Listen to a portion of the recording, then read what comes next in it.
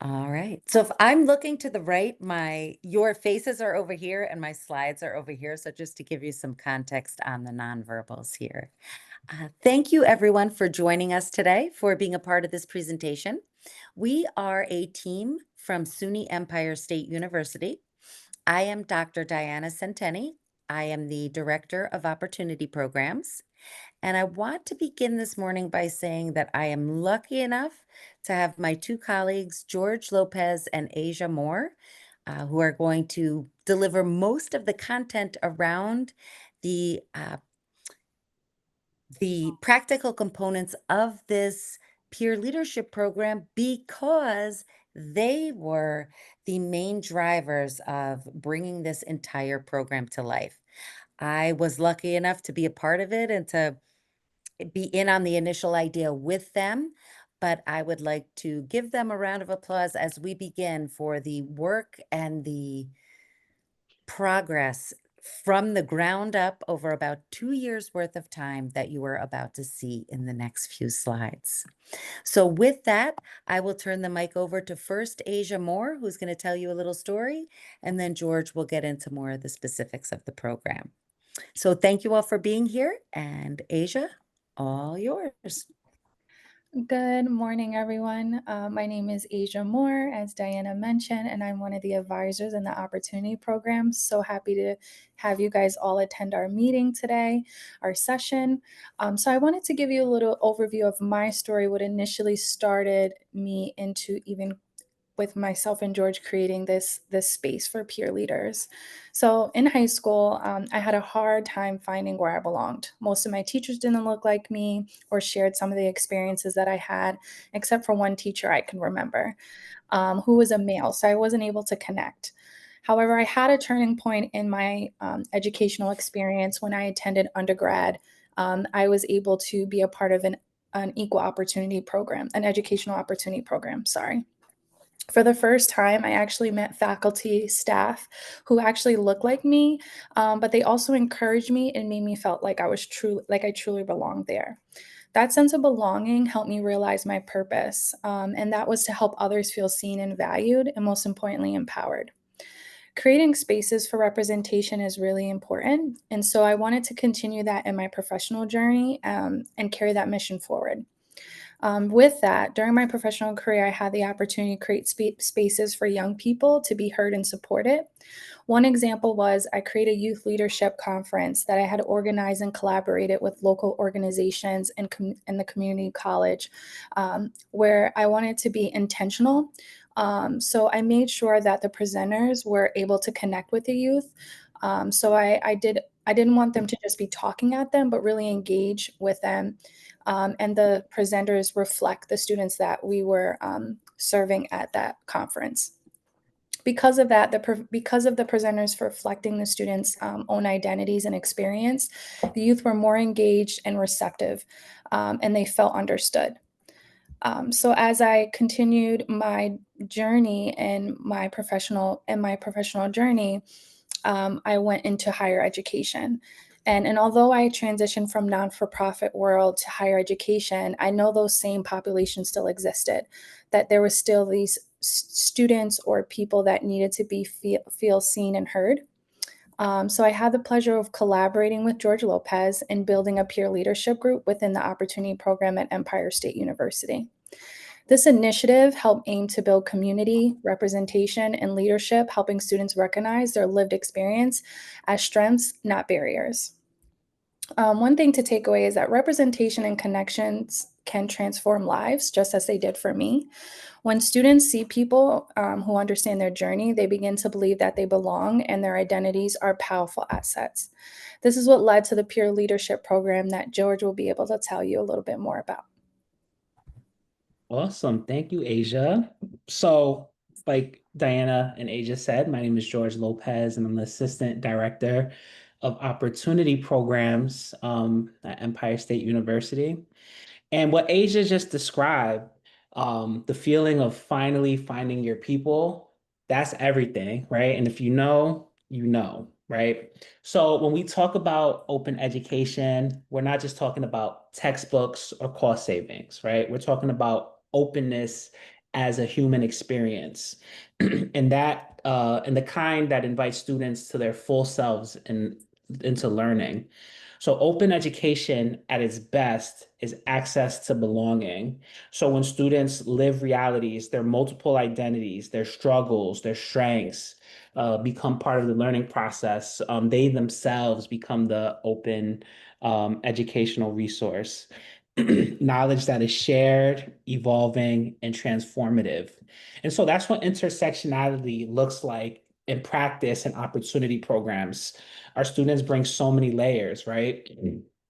Cultural, racial, socioeconomical, familial. And every one of those layers shapes how they show up, how they learn, and how they lead. But here's the challenge, right? Traditional leadership programs, even well-intentioned ones, often assume that students start from the same place. But for many of our students, the barriers aren't just academic, they're invisible, like feeling out of place in a discussion, and like Asia mentioned, not seeing your identity reflected in the leadership model being taught. And in a virtual environment, the challenges multiply. Connection doesn't happen by accident. It takes design, it takes intention, and it takes trust, right? So research supports this. Barber and colleagues found that first generation and underrepresented students face amplified inequities in remote learning environments. And that data matches what we see on the ground. Connection gaps that are just not technical, they're emotional. We have to create safe spaces where students just don't fit in where they belong. So you can move to the next slide. So when we designed our peer leadership initiative, we wanted to move away from the one size fits all approach and towards intentional inclusivity. So we blended the two key frameworks. First, intersectionality from Kimberly Crenshaw, right? Understanding that our identities don't operate in isolation, they overlap, they interact, and those intersections shape access, opportunity, and power. And second is Chikarin's 7 vectors of student development, right? So growth is multidimensional, from developing competence and managing emotions to establishing identity, purpose, and integrity. So by pairing these frameworks, we help students see their intersecting identities not as barriers, but as assets, a source of leadership and wisdom. So De La Cruz, who studies intersectional leadership, found that identity development happens when students are supported in connecting who they are to what they contribute. And that principle guided every part of our design.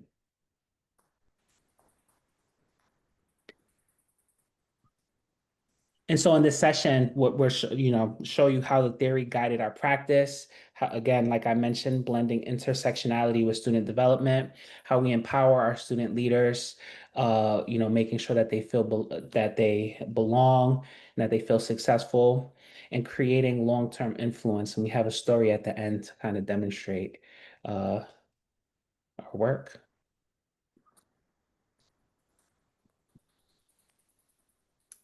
Thank you, George. Thank you, Asia. The meatier part of the explanations behind some of the frameworks will be the next 2 to 3 slides. So thinking about intersectionality and student development theory and how those ideas come together, building off of 2 things that George just said. The first one is that inequities or feelings of disconnection are amplified in remote environments. Fair, logical. One of my favorite quotes from George a few paragraphs ago is that connection doesn't happen by accident. So, as we were considering the peer leadership program and how to move forward, the focus of ours, as you see in the center, the focus of our peer leaders' influence was mostly on our new OP college students. So we spent a lot of time breaking apart different personas. How do people feel? What are they thinking at the front door?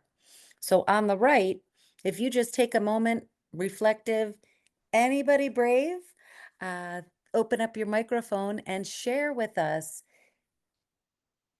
the beginning of a brand new college student's pathway. They're at the front door. They just get accepted. How are they feeling? You can use the chat. You can throw out some ideas on the mic. Where are they?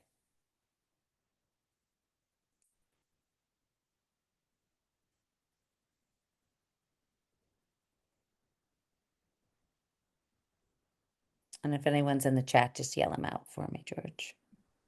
Yep. So I don't belong here, overwhelmed, anxious, scared, excitement, but overwhelmed.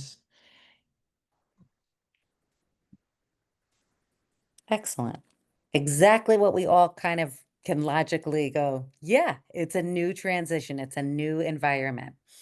The guiding frameworks in the circles, the yellow are your vectors from Chickering, and the blue are only a handful of maybe 9 circles you see here that could be another 900 different elements of a student's identity or a student's experiences that they're bringing with them as they get to this new transition when they come to college.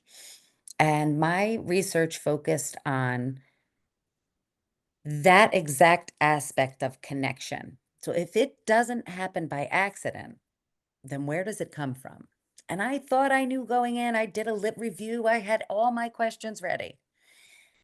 And the essence of what my research boiled down to in phase 1 was that the belongingness, the trust, and the safety came down from a resonating, it was unequivocally obvious that the resounding theme was people felt like me. Oh, I could tell she was like me.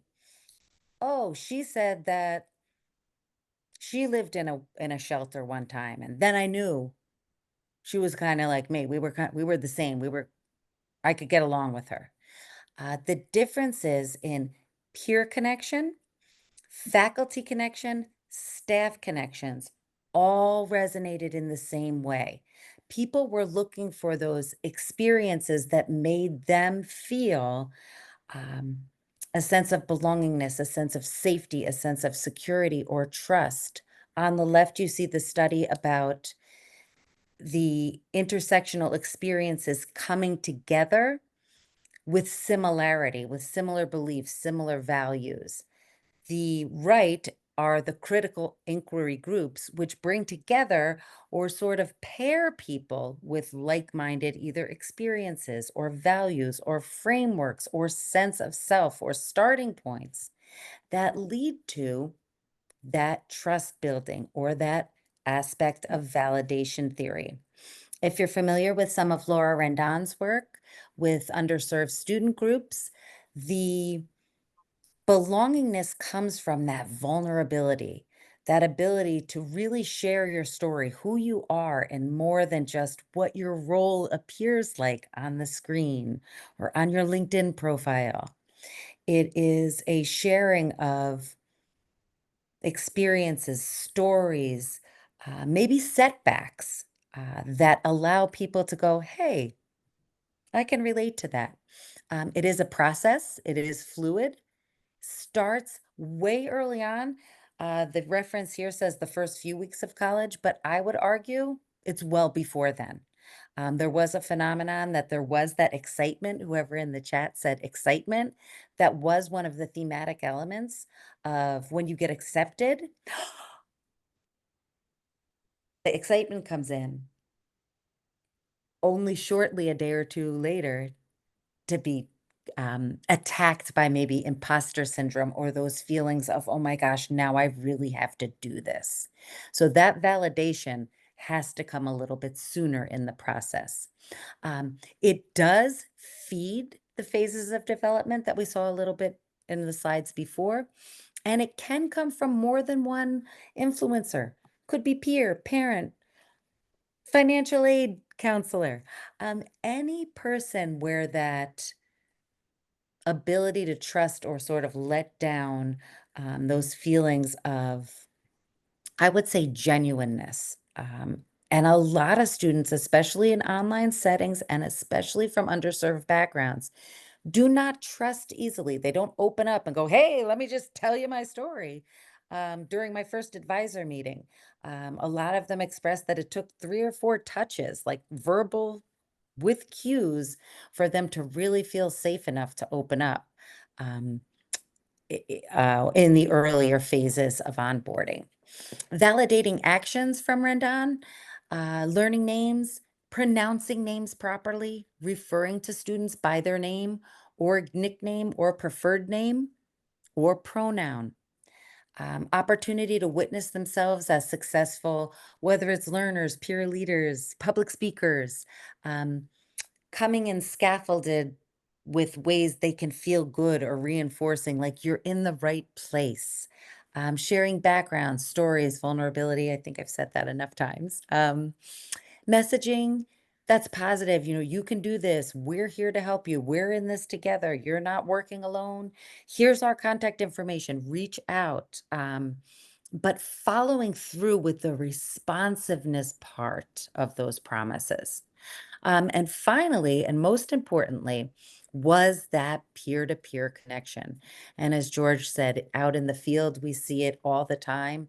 Every piece of feedback that comes through, survey, um, orientation. Hey, it was great to get to know all of you and all the great things you did with your sharing, but we want to kind of know each other too. So us as a team coming up with ways to make that happen. You're going to see a few of those in these peer leadership slides. So as I finish up my part, the maximizing of these ideas comes together, taking into consideration phases of student development, intersectional elements of identity formation, coupled with the validation of, we see you, we hear you, we want to know you, and really moving that forward in an actionable way. The peer leadership program is an excellent example of this. You're going to get to see all of the phases and all of the pieces put together in the slides that follow. So turning it back over to Asia, who's going to talk about the design and some of the elements we incorporated. Absolutely. Thank you, Diana. You can go to the next slide for me. So our goal with building out this peer leadership program, we always use this term for you, by you, because again, we wanted to be really proactive and intentional with our peer leadership model that reflected their lived identities. We wanted leaders to see how their overlapping experiences, whether it was race, class, gender, or abilities, shaped how they showed up and led within this space. So we integrated these frameworks based on how we implemented and created this peer leadership. So we combined the intersectionality of Crenshaw while also the Chickering's student development theory to guide the training and reflection that we were doing with our peer leaders, so that it helped students understand who they were, how they related to others, and how they can act with integrity in diverse settings. Um, as you see here, there's the core components. So self-discovery. So we wanted leaders to first learn and embrace their own identities. Um, Relationships. So building that empathy and trust within teams. Competency, developing the skills to guide and support the peers, and integrity by navigating advocacy and decision making ethically. So whether through activities or events, whether it would be internal, external partners coming in to support these core competencies, we did this on a continuing basis when working with our peer leaders. When peer leaders recognize their full selves in these leadership programs, they build confidence and they model what it is to the sense of belongingness for others. Next slide, please. So here is how the peer leadership program developed across. Oh no, sorry. This is actually the 7 vectors that Chickering had development theory. And this is a guide showing you all the different activities or things that we implemented to meet those 7 vectors. So as you see, there's different lists of events or things that we did. So team building session for interpersonal relationships. When we held the team building sessions, I think it was a great opportunity for the peer leaders to engage with one another and get to know one another. So we would have like guided questions or guided activities for them to build those interpersonal relationships so they can trust one another and most importantly, trust the advisors. Managing the emotions. So we did like disc assessments during their training. Students would engage in the 2 weeks worth of training virtually. And a part of that training, they would take a disc assessment as well as these other opportunities to manage their emotions. As far as competency, we had them do eduology training, which we had them participate in a peer certification um, program where they were able to do training, have guided questions and discussions that myself and George would guide them with to do self-reflection on the things that they learned each week in the eduology training, which was really great. It helped them become more self-aware of who they are. Establishing identity, story sharing is really a good one. We did host an event yesterday where students were able to share their story and give a little bit of insight of who they are to their fellow peers, which helped them connect with their fellow peers, which we thought was really great. Students were in the chat, they were responding very positively because they're like, wow, I could connect with this person. They live in the same area as me. They share some of the same, likes or dislikes that I like. And it was really fun and nice to see that students felt that comfortable and they felt again that sense of belongingness with that story sharing. Purpose. So we do have the students go over the mission statement and the value statements. And so we have them look at it and what do they having them look at it during their orientation period and really reflecting on what the mission and value means to them. And then integrity. So student conduct committee, we did collaborate with our student conduct person at Empire, and they worked with our peer leaders in putting together a committee. And a sense of autonomy. So we do have a connect space where students are able to create prompts or discussions to engage with their peers, as well as we have them host events and do different things to engage with their peers within OP. But myself and George, and we even have a new person that's helping assist us, Madison, that also is a part of our team. We really just help guide them, but we really give them that sense of autonomy that this space is for you, by you. So we really try to put the ownership on them so they can make it their space and not put our values or our ideas onto them. So some of the program highlights. So how the leadership program developed across 2 years to foster growth and agency, student agency. So in the beginning, we started very small.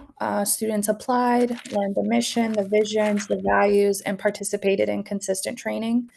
The focus was more on self-discovery, so the tools like the DISC assessment, building on their emotional intelligence, plus honing on their soft skills such as writing and public speaking. Training also included mental health first aid, group dynamics, and giving leaders the tangible tools to support their peers. When we go into year 2 is where we're more student-driven growth. So the second year, we shift to ownership to the students. Again, having them now, plan things and take initiative in things and us not direct to them, but them more taking the initiative on things. So designing programming, lead events, mediate conflicts, bring new ideas to strengthen community, and build confidence and trust to become so that they were able to move from participants to role models. This intentional layered model ensure that students were able to see themselves as assets, that leadership is not just a one size fit all, and it's rooted in identity, reflection, and growth. I'll pass it over to George to talk a little bit about um, our conference that we are going to be sending our students to. Awesome. Thank you, Asia. And You're I think welcome. Madison is in the crowd. So hi, Oh, Madison. shout Shout out you to Madison. out. And Madison, George, and Asia are going to the conference with the students as well. So, Yeah. Yes. So yeah, to build off of it. So one of the ways that we're building momentum is expanding our peer leadership model beyond these virtual spaces, right? So next January or the coming January, we're taking the leaders to Chicago for a NASPA peer education experience where they'll join students and advisors from across the country to earn a national peer educator certification, engage in skill building workshops, and connect with a national network of student leaders, right? And why is this important, right? So for our students who are part of an online university, this experience is profound. Most of our students who are spread across New York State, their parents, they're full-time workers, they're adult learners balancing complex lives. Opportunities like this aren't typically offered to them. So when they take time off of work, arrange childcare, and step on a plane to represent SUNY Empire, it's not just a trip, it's an act of courage. So this conference gives them a chance to see each other in person, connect on a human level, bond as a team, and to engage in spaces that validate their leadership. They get to see themselves in a context, not just as online students, but as professionals, mentors, and peer educators on a national stage. And this is what access looks like in action. It's creating pathways for experiential learning, professional growth, and community connection. So the kind of opportunities that redefine what's possible for an adult, non-traditional, and OP student, right? So again, this conference isn't just an event. It's a tool for transformation and a way of normalizing difference, mm-mm. amplifying strengths, and building community of leaders who represent the very best of what open education can achieve. So, benefits. So, we normalize difference. We stop seeing persistence as a problem and start seeing it as potential. We amplify strengths. We create a culture of values uh, that values courage, not just compliance. The real benefit to our campuses, to our students, is the shift in perspective from deficit to dignity, from accommodation to empowerment. And that's what this peer leadership program does. It doesn't just build confidence, it builds capacity for both the student and the institution. So, where can you begin? You start small, start with a conversation. Ask your students what they bring to the table, not what they're missing. Design programs that reflect overlapping identities instead of flattening them. And if you're working virtually, just remember, again, like what we said earlier, belonging doesn't happen on accident. It happens through intentional design. So our story, myself, Diana, Asia's, is about connection through openness. And that's the future of education: open minds, open doors, and open stories. So I want to end with a story. We started with a story, we're going to end with a story. All right. So I'm not going to include the student's name because that's really not isn't important. But a few years ago, a student joined our first opportunity program cohort. Our program started around 2019. And after her first year, her life spiraled. Addiction, instability, and she had to step away. 2 years later, she reached out ready to try again. At first, she emailed me constantly. Every little question was a message in my inbox. And honestly, I got a little frustrated. We had a little tension in between us. And I thought she was a lot. She was a lot to handle. But one day I decided to call her. There's a lot of miscommunication, and I was just like, I got to talk to her on the phone. And in that conversation, she let me know that she was in a rehab facility in Florida. And so those emails weren't just about school, those were her lifelines back to a version of herself that she was trying to reclaim. So from that moment, it was a realization for me that what looked like persistence and maybe even over communication was actually courage on her end. It was self advocacy. And I can get behind that and I respect it. And so me and Asia actually we roped her into the peer leadership program. And at first she was real shy um, and was lacking confidence, especially in communication. Uh, but she started to find her voice, especially through our trainings. Put them through activities like all the trainings that Asia mentioned earlier. Um, so by the end of it, I could call her up and put her in front of any audience and show she showed up with confidence and clarity.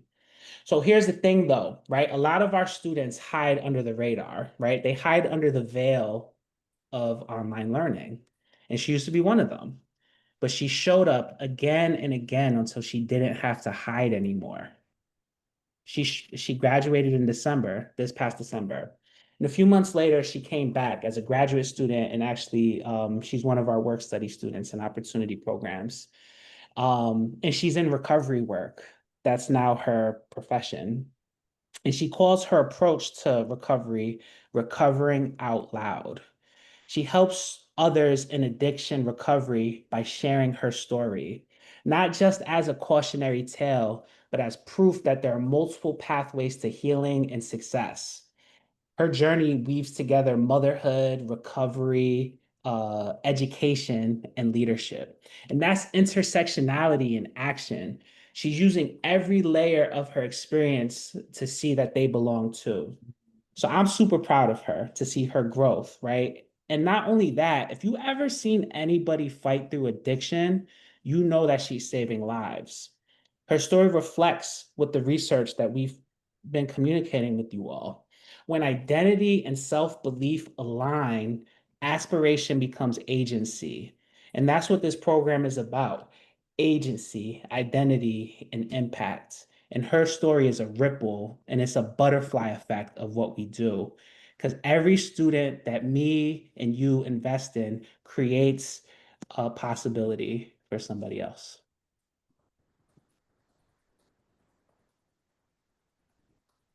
And we conclude our presentation.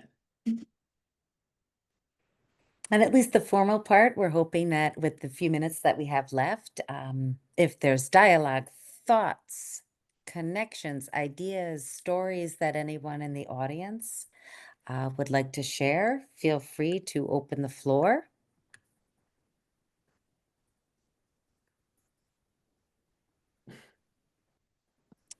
Thank you, Christina. A little emotional in the chat. I know at one point I was like, yes.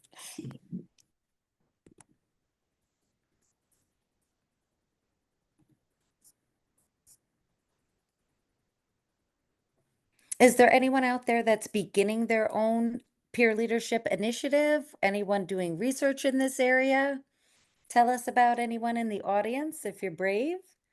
I still see several in our session here. It looked like 27. I tried to jot down some names at one point so we can grab your contact information.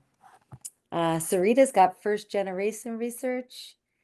Teresa, we know, also did student development work, military, right, Teresa?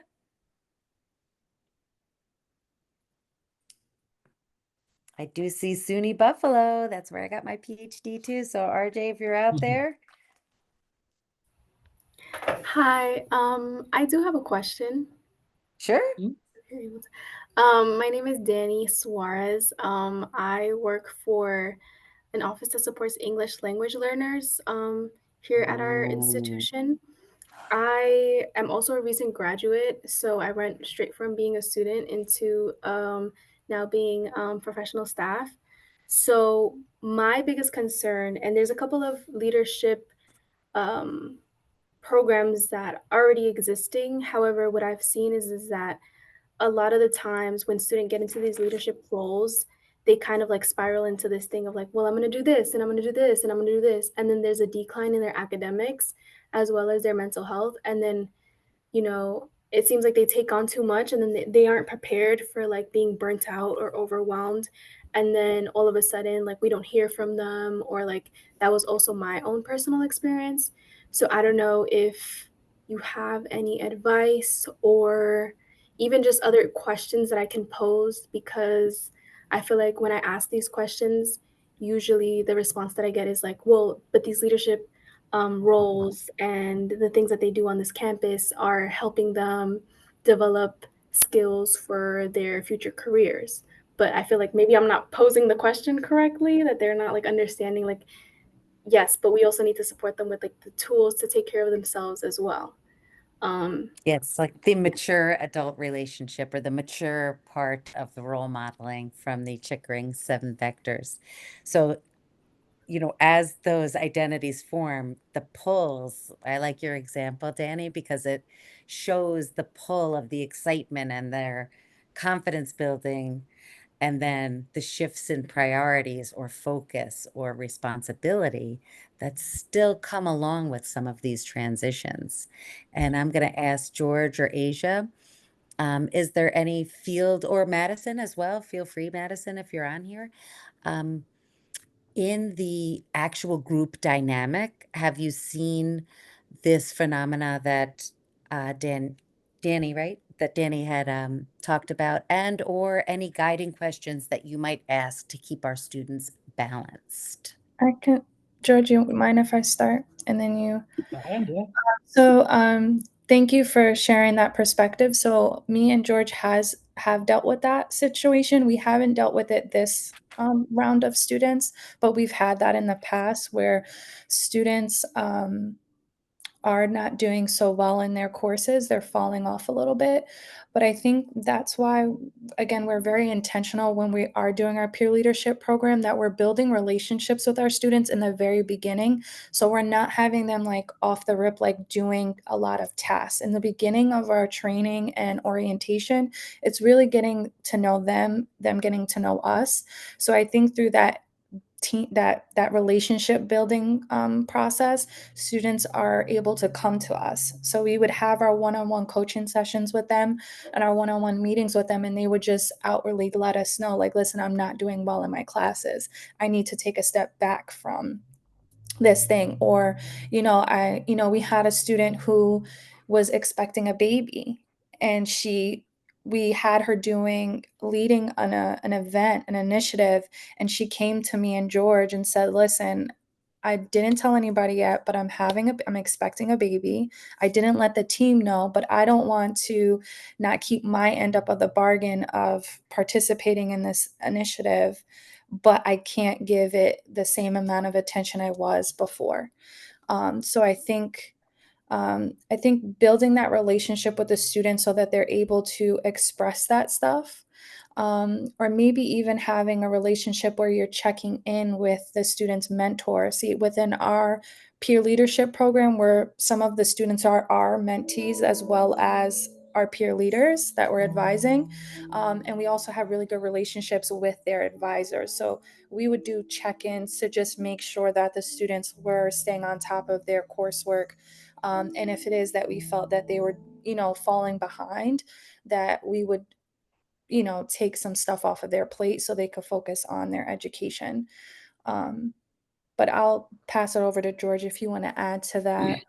Yeah, you hit a lot of good points. And, Danny, shout out to you for, graduating and getting in the Shaking it field. up. Yeah.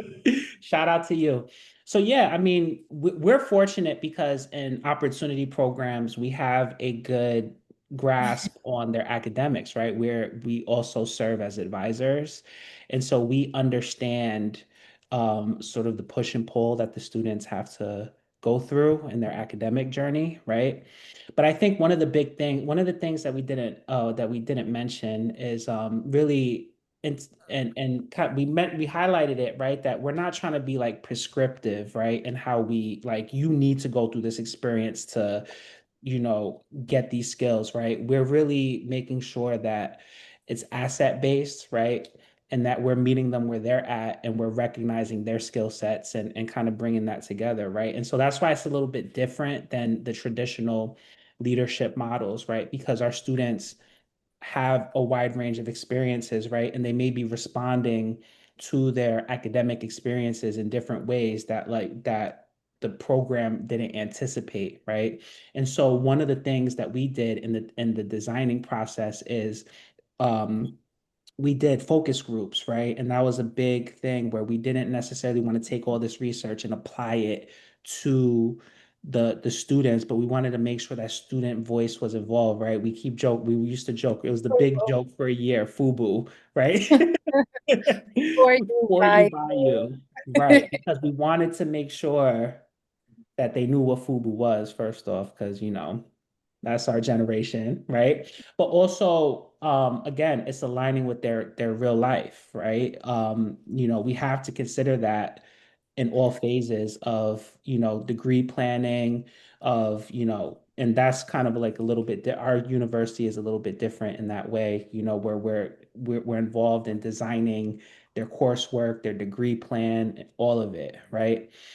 Um, so, um, yeah, and along with some of the tactics that Asia mentioned, right, being empathetic to their experience, right, not saying that they're not capable of leadership because you're about to have a baby, right, or you have a million things going on, and we tried our best to accommodate, but also have that push and pull of creating spaces for them where they challenge themselves, but not feeling like their identity or one of their identities becomes a barrier to engaging in leadership, right? That they all deserve to um, participate, right? And they're demonstrating leadership in different ways in their lives, right? And so that's one of them, like parenthood. I joke, I'm not a parent, so every time Asia, I talk to all the parents and with our students, and I'm like, oh man, you all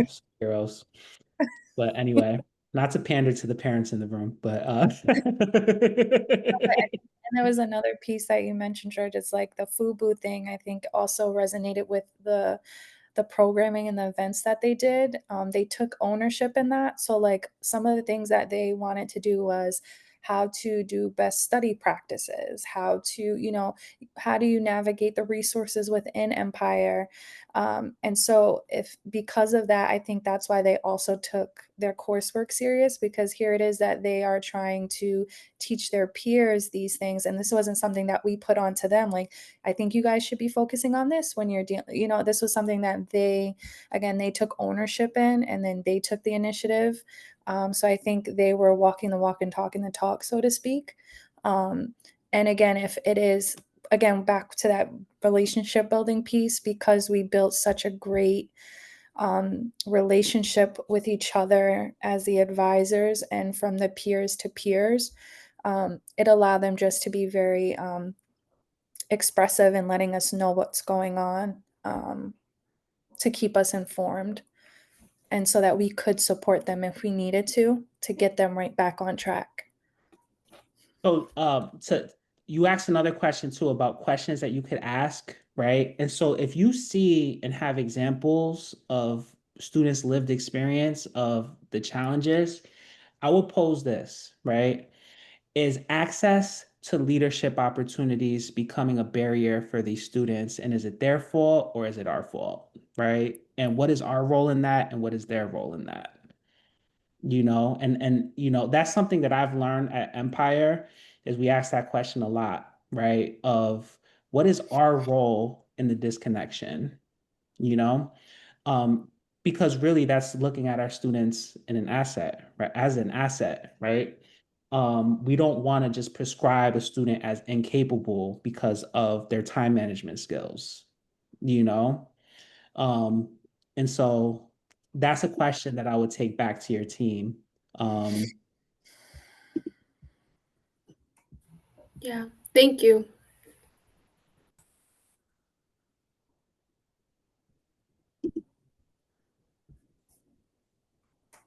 All right, we're right at 11:30. Michaela, you took the words right out of my mouth. I was like, oh my gosh, could it be? Yes, this was a fabulous session. Thank you very much for presenting. I just want to remind everyone, this is actually the last session in Zoom Room 2. There are some lightning talks happening right now, and then there's a lunch break, and then there are some additional sessions in the other room. And what I'm going to do is put the link to Zoom Room 1 if you want to join any of those sessions. And I'm also going to add the link to the online agenda. So again, thank you very much. This has been a wonderful presentation. And we appreciate the opportunity, Michaela, and our emails are up here if anyone would like to connect. Post presentation, feel free to reach out anytime. And thank you again, Michaela. We'll see you in Zoom Room 1 in a few. All right, thank you. Have a great Have day. a great lunch.